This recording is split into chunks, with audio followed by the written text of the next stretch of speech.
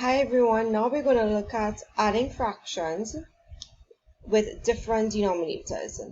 So in our previous video we looked at adding fractions with common denominators. So if you look at our question here, I have 1/5 1 over 5 plus a half. So 1 over 5 plus 1 over 2.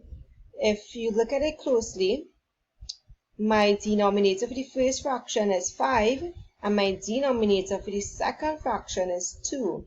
But we need to find a common denominator, or in other words, we need to find the LCM. Now, from our previous video as well, finding LCM, there were two methods to find LCM.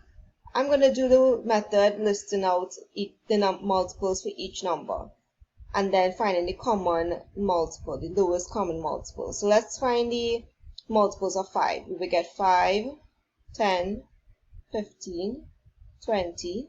We can stop here for now. If we need to add on any more, we would. Let's list the multiples of 2, 2, 4, 6, 8, 10, 12. And we could actually stop here because if you look closely, we have a lowest common multiple of 10.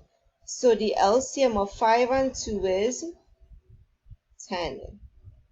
Now, what we're going to tell ourselves or ask ourselves is 5 times what gives me this common denominator? So 5 times 2.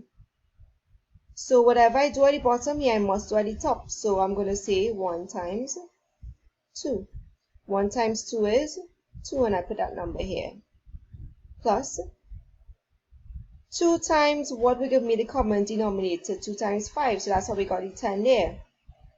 So whatever I do at the bottom, I must do at the top. So 1 times 5 is 5, and I put that here. So my final answer is 7 over 10.